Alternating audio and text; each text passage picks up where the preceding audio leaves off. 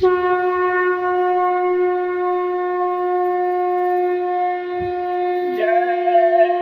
गुरुदेव। जय गुरुदेव। बाबा जी का ये उद्देश्य आध्यात्मिक गुरु हो भारत देश। हाथ जोड़कर विनय हमारी हो जाओ सब शाकाहारी।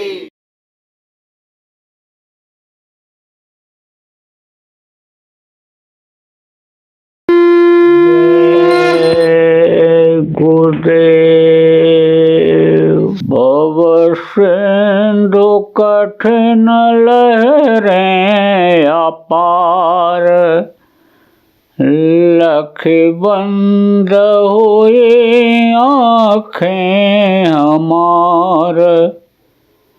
मुख से निकला सद्गुरु गुहार, मझधार तुम्हारे हाथों में।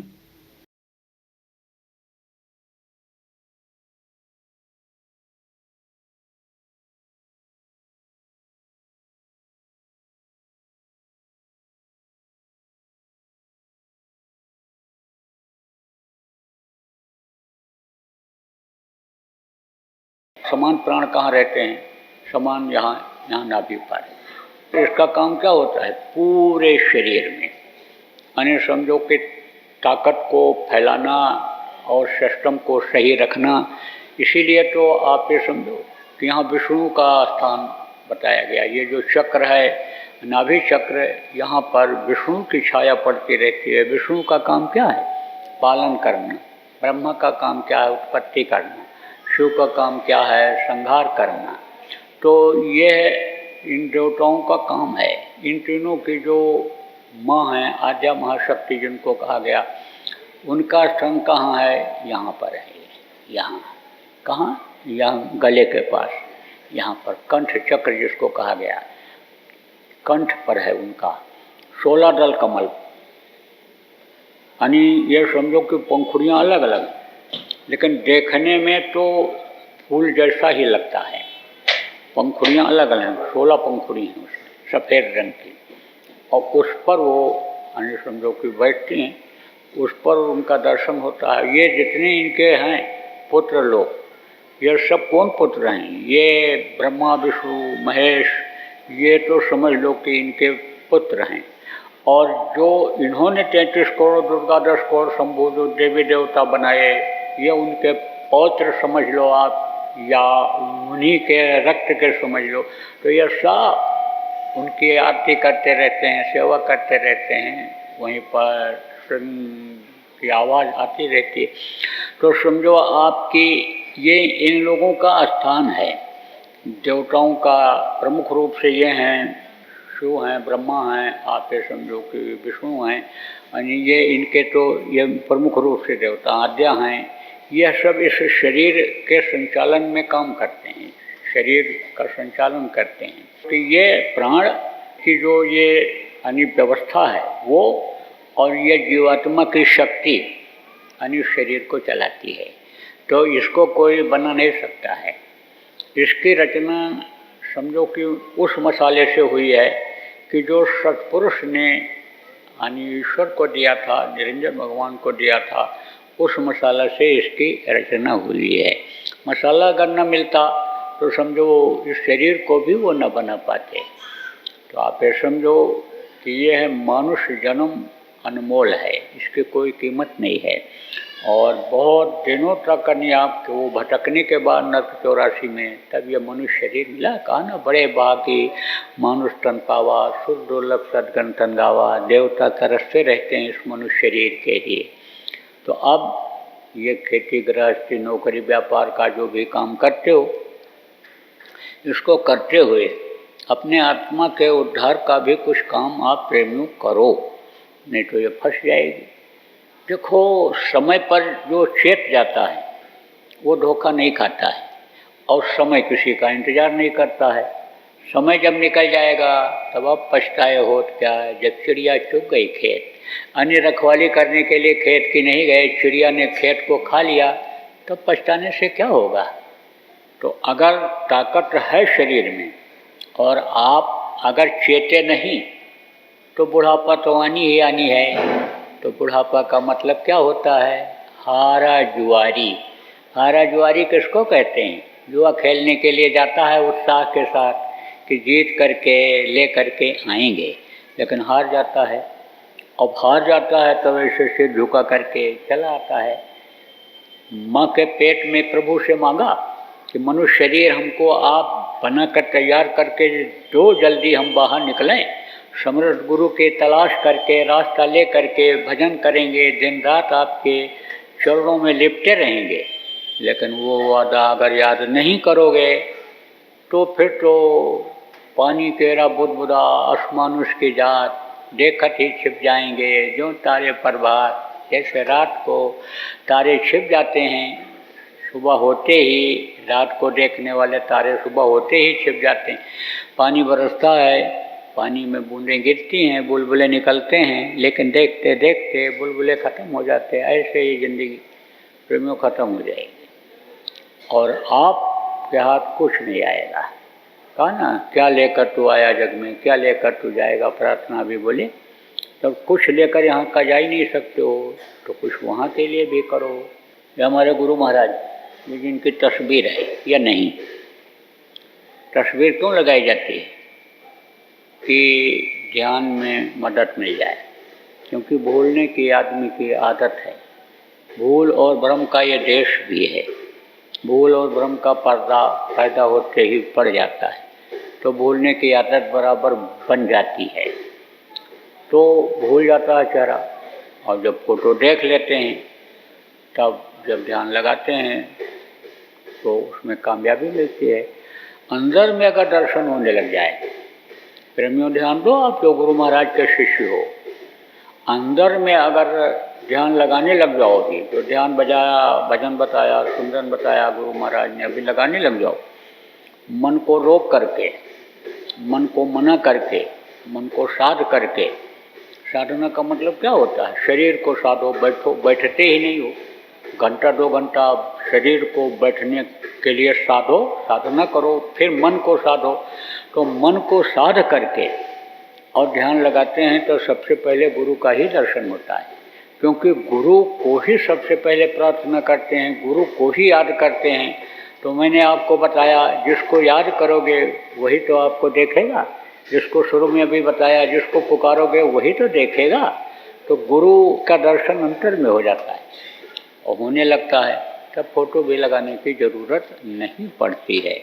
तो गुरु महाराज समझो बहुत लोगों को रास्ता बताए, रास्ते पर चलाए और मंजिल तक कितने लोगों को पहुंचा दिया। अब वो इस दुख के संसार में आने वाले नहीं हैं, क्योंकि ये दुखों का संसार है। रोना धोना यहाँ पैदा होते ही लग जाता है और पूरी ज़िंदगी रोना धोना लगा रहता है।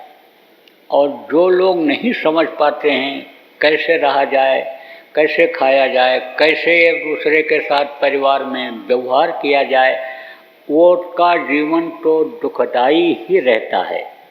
बहुत से लोग देखो ऊब करके घर छोड़ करके भाग जाते हैं, मर जाते हैं, फंदा लगा लेते हैं। औरतें ये देखो जल जाती हैं ऊब करके।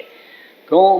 क्योंकि सीख नहीं पाए कि किस तरह से रहा जाए। संकट जो घर में आता है, ग्रह कारज नाना जंजाला, उस जंजाल को, उस जाल को कैसे काटा जाए, जिसको नहीं मालूम होता है वो लोग इसी में फंस जाते हैं। और फंसने के बाद फिर जल्दी निकल नहीं पाते हैं।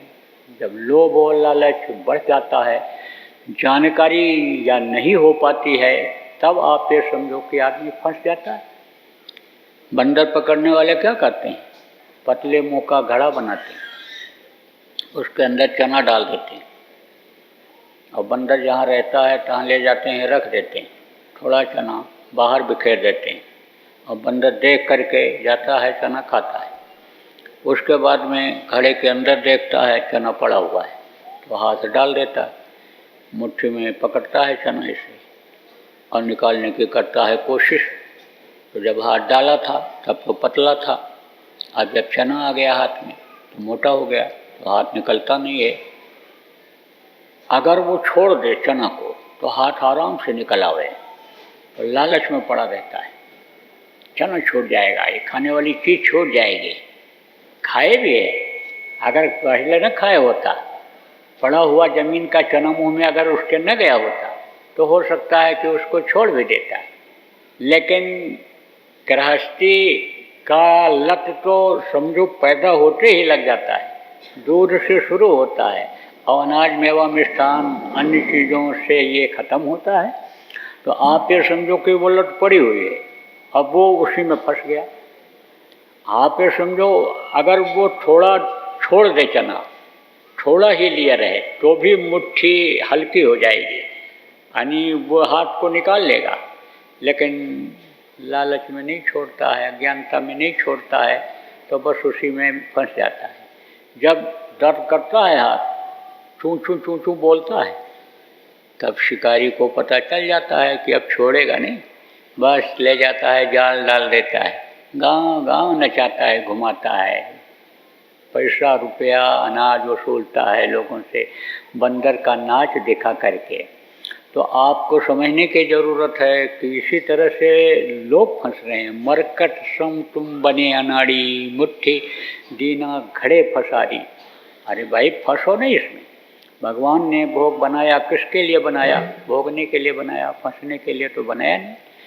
तो आप अन्य समझो उस मालिक पर विश्वास करो जो पैदा होने के पहले माँ के स्तन में दूध भर देता है, परवरिश वो करता है, देता वो है, खिलाता वो है, उसी को आप भूल जाते हो और सोचते हो मैं नहीं करूँगा तो नहीं होगा। दिन रात दौड़ते रहते हो, मिलता उतना ही है जितना प्रारब्ध में। दूसरी बात यह है कि कमाने का तरीका नहीं जानते हो। बगैर मेहनत के जब ज़्यादा मिल जाता है आदमी को तो उसी तरफ उसका मन जाता है। किसमें? दो थप्पड़ मार करके छीन करके ले आया, ठग करके ले आया, आप ये समझो झूठ बोल करके, धोखा दे करके ले आया, तो मन उसका उसी में लग जाता है। तो कमाना नहीं जानता है। लक्ष्मी किसको कहते हैं? आप बहुत से लोग इसमें ऐसे भी हो कि जब रुपया आपको मिलता है तो मत्थे में लगाते हो। इज्जत के साथ रुपया है तो कागज़ का नोट ही, उसकी कीमत अभी है जब तक चलता है, नहीं चलेगा तो कोई कीमत नहीं रह जाएगी। तो उसको आप लक्ष्मी समझते हो और आराम से रखते हो, उसको अच्छी जगह पर जेब में रखते हो आप। तो आप ये समझो कि ये लक्ष्मी जिनको कहा गया है, ये कब खुश होती हैं? जब मेहनत और ईमानदारी की कमाई करके इनको लाते हैं, इधर उधर से मार काट कर लूट कर जब ले आते हैं, जुआ में जीत कर ले आते हैं, तो ये चली जाती हैं, रुकती नहीं हैं। तो मोटी बात आप ये समझो कि मेहनत और ईमानदारी की कमाई में बरकत होती है, उसमें कुछ बचत दिखाई पड़ती है, अशांति घर में नहीं रहती है, टेंशन घर में फिर नहीं होता है, और मार कर लूट कर लाने वाला हमेशा परेशान रहता है। इसलिए मेहनत और ईमानदारी की कमाई आदमी को करना चाहिए। उसका जो भोजन होता है वो दूध की तरह से होता है, और मार काट करके लूट करके लाने वाला, दिल दुखार करके लाने वाला रुपया पैसा का जो भोजन खाते हैं वो खून की तरह से होता है। इसका ज्ञान आपको लो ही है, महात्माओं को होता है, संतों को होता है। और थे ना नानक साहब, दूसरे संत थे कलयुग के, आप ये समझो, तो वो गए हुए थे उधर। तो उनका एक भक्त था, राजा था, एक किसान था, दोनों भक्त थे उनके। राजा ने कहा मेरे यहाँ चलिए भोजन के लिए, और उसकी भी इच्छा थी। जो किसान था उसकी भी इच्छा थी, मेहनत की कमाई करता था, पसीना बहाता था, इच्छा उसकी भी थी। और राजा के यहाँ कैसा धन आता था? तंग तराश करके, प्रजा का कर ले करके।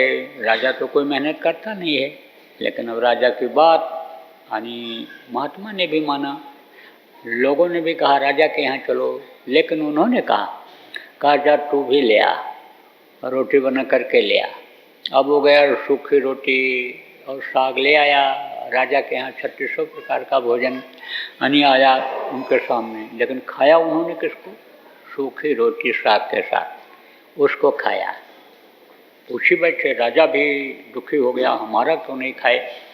तो पूछे बैठे तो वो कुछ नहीं बोले, ऐसे रोटी उठाए और ऐसे समझो कि दबाए उसको, उसमें से दूध निकला और राजा का पुआ पकौड़ा मिठाई जो था उसको ऐसे पकड़ा और दबाया, उसमें से खून निकला।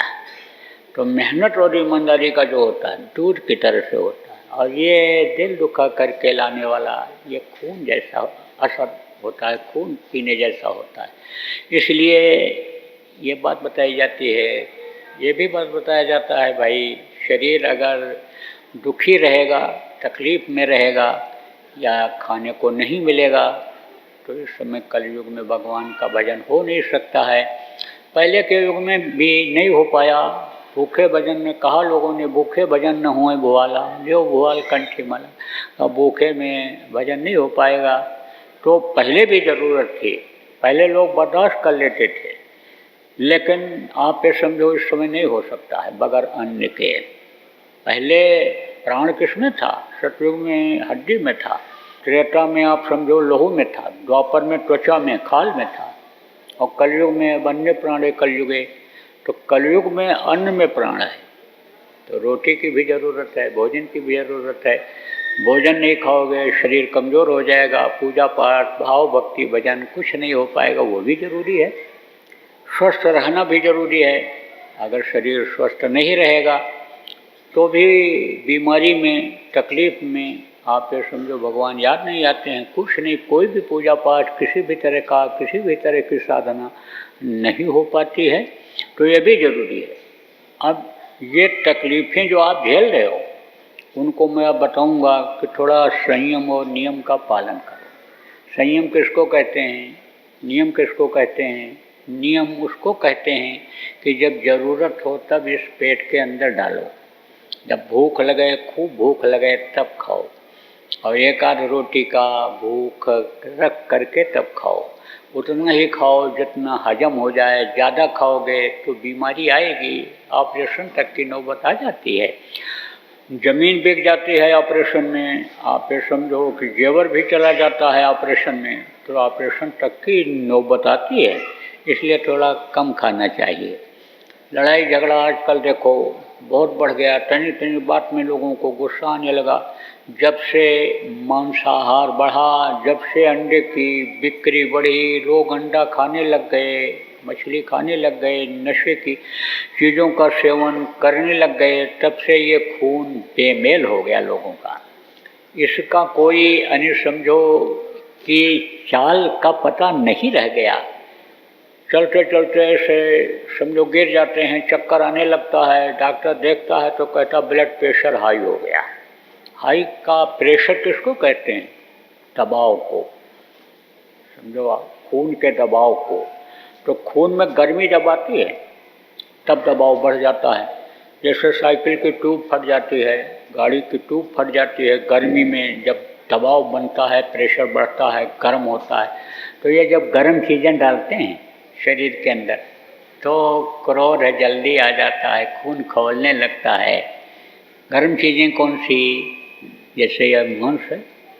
मांस आप ये समझो कि जल्दी पकता नहीं शरीर के अंदर, पेट के अंदर ये घुलता गलता जल्दी नहीं है। आप ये समझो प्रेमियों, गंदी चीज़ क्या है? ये अंडा है। ये माताएं मासिक धर्म होती हैं, खराब खून जब इकट्ठा हो जाता है तो बच्चा बन जाता है। मुर्गियों का खराब खून, उनके टट्टे पेशाब का खराब हिस्सा जब इकट्ठा हो जाता है तो वही अंडा बन जाता है। और सोचो आप कि कितनी गर्म चीज़ है।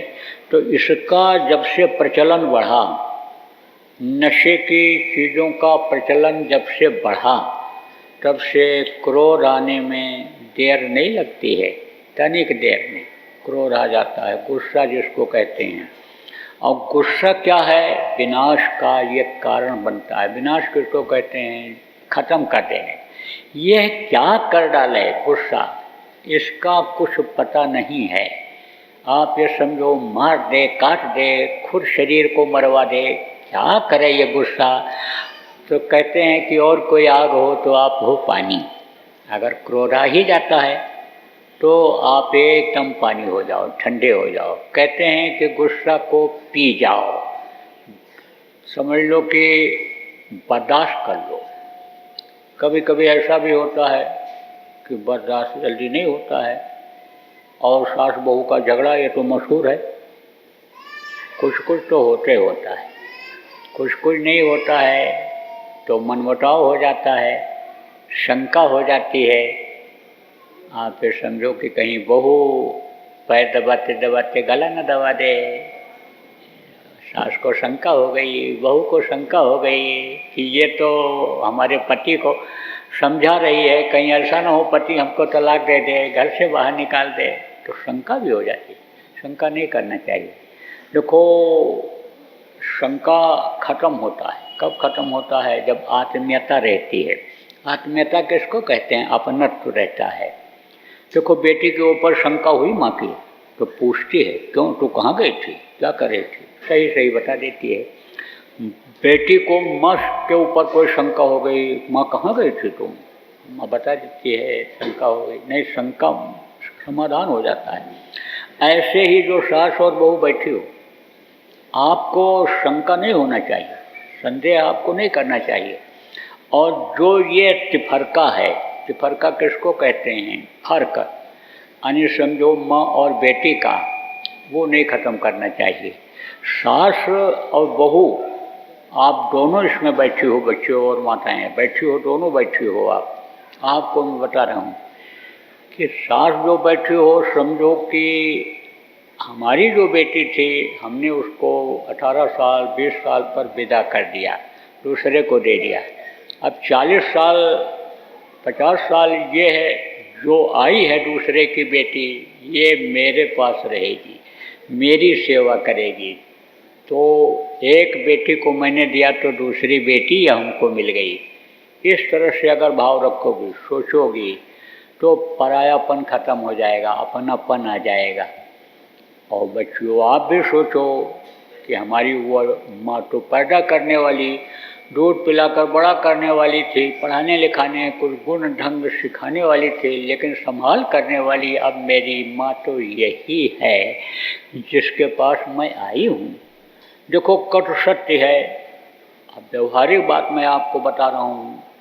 बच्चा यानी विवाह के बाद ही लड़की पैदा करती है। कहाँ पैदा करती है? अपने ससुराल में पैदा करती है। तो जो प्रसव की पीड़ा होती है, कहते हैं कि वो का जाने पीर पर आई, जाके पाँव न फटी बेवाई।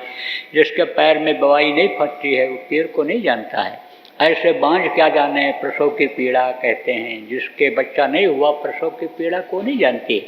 लेकिन प्रसव की जो पीड़ा होती है, बड़ी भयानक होती है, दर्दनाक होती है वो। तो बच्चा पैदा यानी कहाँ होता है?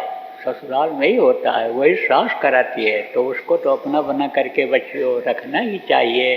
जैसे माँ तकलीफ जब होती थी तो दौड़ के जाती थी, फिर भी दबाने लगती, पैर भी दबा देती थी, इलाज भी कराती थी। ऐसे प्यार सास से आपको लेने के लिए सास की करो सेवा। देखो, गुस्सा किसी को आवे, एक को आवे दूसरा चुप हो जाए, चाहे भाई को आवे तो भाई चुप हो जाए। बाप को गुस्सा आ गया बेटे के ऊपर, बेटा चुप हो जाए। बेटे को गुस्सा आ गया बाप के ऊपर किसी बात पर, करना नहीं चाहिए, लेकिन आ गया मान लो, तो बाप को भी बर्दाश्त कर लेना चाहिए। बाप को सोचना चाहिए कि खूब जूता लात मारा इसने, कब मारा है? बच्चा पैदा करने वाला, बच्चा खिलाने वाला, बच्चे की परवरिश करने वाला, कोई भले मुँह से ऐंठता रहे समाज में, लेकिन घर में तो जूता लात बच्चे का खाना ही पड़ा है। खेलते खेलते उसको क्या पता है कि पैर नहीं मारना चाहिए, मूछ नहीं उखाड़ना चाहिए, क्या नहीं करना चाहिए। अज्ञान को कोई ज्ञान रहता है? छोटे बच्चे को कोई ज्ञान रहता है कि हम माँ को मार रहे हैं, कि पिता को हाथ से मार रहे हैं, कि पैर से मार रहे हैं? जूता जो इन्होंने पहना दिया उसी जूते से हम मार रहे हैं, उसको किसी को पता रहता है बच्चे को?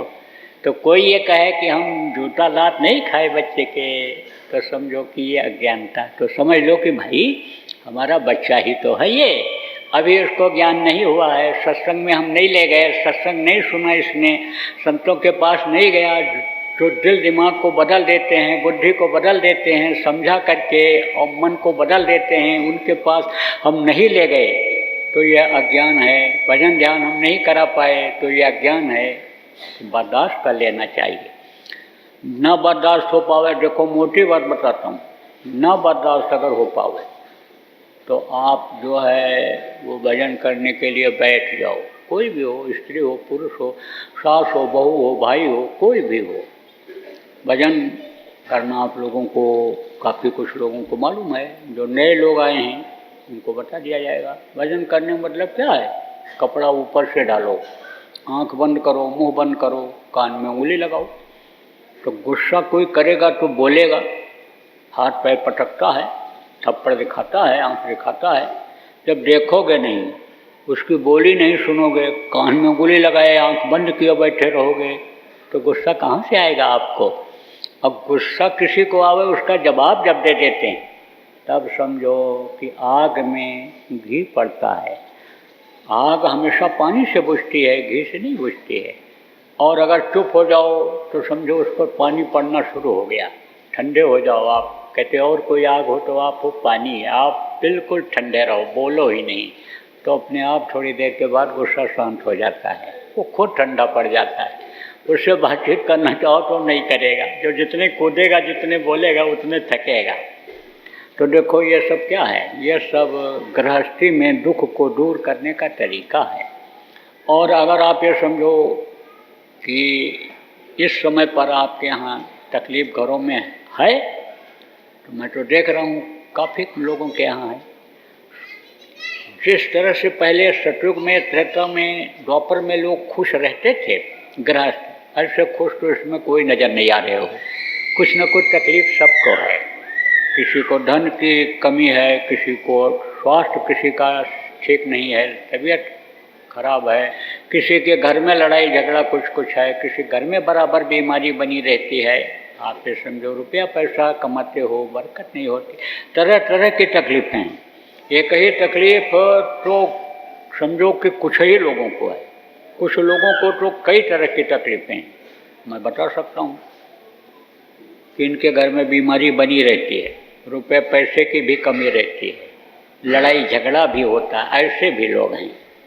लेकिन सब एक तरह के नहीं, जैसे कहा गया पांचों उंगली एक तरह की नहीं होती। कर्म भी लोगों के अलग अलग हैं, किसी के ज़्यादा कर्म बुरे इकट्ठा हैं, किसी के कम हैं, तो उसी तरह से उसको सज़ा मिलेगी।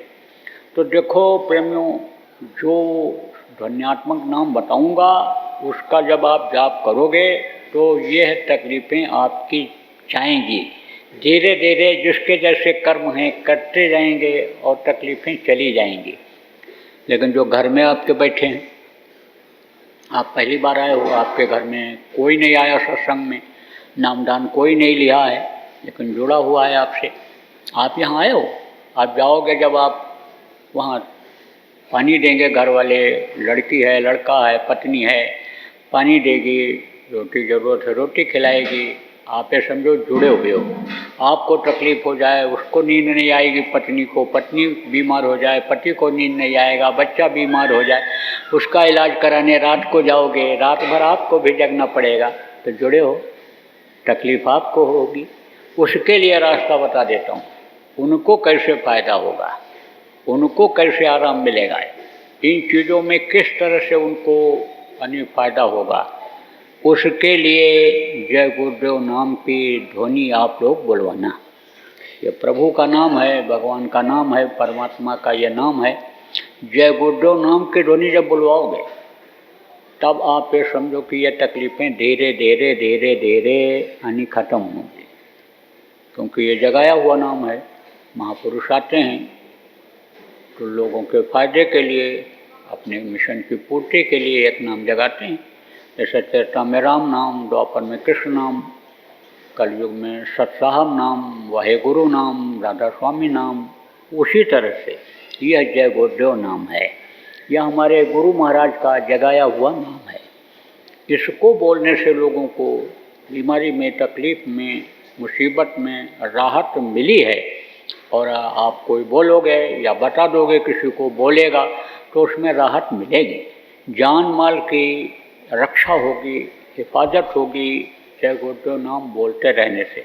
और बार बार बोलते रहने से, नाम धुनी बोलने से, बुलवाने से जल्दी से सफाई होगी कर्मों की, बुद्धि सही होगी, शरीर पवित्र होगा, बर्तन समझो कि अंदर की गंदगी का धुलेगा, ये जो मनुष्य शरीर के अंदर की गंदगी है जमा है चतुर्थ अंतःकरण में, वो उससे साफ होगी, क्योंकि ये जगाया हुआ नाम है। हमेशा दो नाम रहा है, हमेशा देखो दो गुरु रहे हैं, एक विद्या गुरु होते हैं, सामाजिक गुरु परिवार होता है, और समझो एक आध्यात्मिक गुरु होते हैं। जैसे विद्या गुरु आपके विश्वामित्र थे, राम के, वशिष्ठ उनके, आध्यात्मिक गुरु थे संदीपनी कृष्ण के, विद्या गुरु थे, आध्यात्मिक गुरु उनके सुपथ थे। इसी तरह से अन्य हमेशा दो नाम हुआ करता है, एक वर्णात्मक होता है, एक ध्वन्यात्मक होता है। तो ध्वन्यात्मक नाम जो है ये निर्मायक नाम है, माया के लोक में ये जन्म नहीं लेते हैं, और यह मायक नाम होता है जो महापुरुष जगाते हैं। कैसे जगाते हैं? आप कहाँ से जुड़े हो ये आपको नहीं पता है, उस प्रभु से जुड़े हुए हो, परमात्मा सर्वशक्तिमान से जुड़े हुए हो। इसी तरह से महापुरुष जब नाम को जगाते हैं तो पतले तार के द्वारा जोड़ देते हैं, जैसे आप पतले तार के द्वारा जुड़े हुए हो। तो जब उस नाम से उसको पुकारते हैं तब वो मददगार हो जाते हैं। कहा ना, कोटि कोटि मुनि जतन कराही, अंत नाम मुखावत नहीं। बराबर अगर अजपा जाप करता रहे, नाम को लेता रहे जो, तो आखिरी वक्त पर भी वही नाम आएगा, और आएगा तो वो रक्षा कर देगा। मुसीबत तो आती है, असावधानी से भी आती है, कर्मों के अनुसार आ जाती है, लेकिन वही नाम जो अजपा जाप नाम होता है वो बचत कर देता है, सूली का शूल में बदल देता है। सूली का यानी फांसी पर लटकने वाला, यानी समझ लो कि एक कांटा चुभ करके और उसी में वो काट दिया करता है। तो बराबर कहते हैं कि जब भी मुंह खुले तो नाम को लेना चाहिए, बराबर नाम को याद करते रहना चाहिए। तो देखो ये जय गुरुदेव नाम प्रेमियों, आप लोग जिनके यहाँ भी किसी भी तरह की तकलीफ रहती हो, मानसिक टेंशन रहता हो, अपना अपना यानी रास्ता छोड़कर दूसरे रास्ते की तरफ जा रहे हों परिवार के लोग, अक्सर ये देखा जाता है कि लड़का अपनी तरफ खींच रहा, बहू अपनी तरफ खींच रही है, वो इस ताक में है कि हमारे नाम से धन संपत्ति हो जाए, बहू सोचती है तिजोरी की चाबी हमको मिल जाए, तो उस घर में टेंशन रहता है, परेशानी रहती है।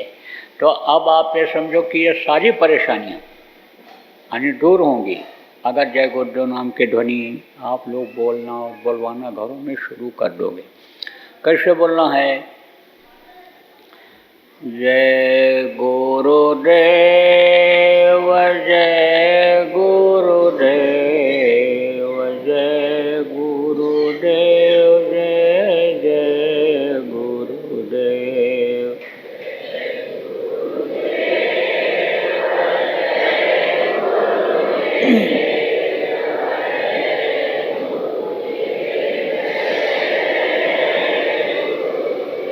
इसी तरह से नाम ध्वनि बोलिएगा आप सब लोग और लोगों को बुलवाइएगा।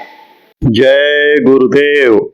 बाबा उमाकांत जी महाराज अपने ही प्रेमियों के सहयोग से संस्था द्वारा जनहित का कार्य करते हैं। किसी भी व्यक्ति, संस्था व सरकार से कोई भी चंदा, चुटकी व अनुदान नहीं लेते और किसी भी तरह का व्यापार भी नहीं करते। इसलिए आप श्रोताओं को बताया जा रहा है कि बाबा जी के नाम पर किसी भी प्रकार का धन मांगने वाले व व्यापार में प्रचार करने वाले लोगों से होशियार रहिएगा। आपसे यही कहना है कि सत्संग सुनो, समझो और अच्छा लगे तो मानो। आने वाली बीमारी तकलीफों से बचने के लिए कुदरत व सरकारी नियम का पालन करो। आपके सुझाव के लिए व्हाट्सएप नंबर 9575600700। जय गुरुदेव, जय गुरुदेव। जय गुरु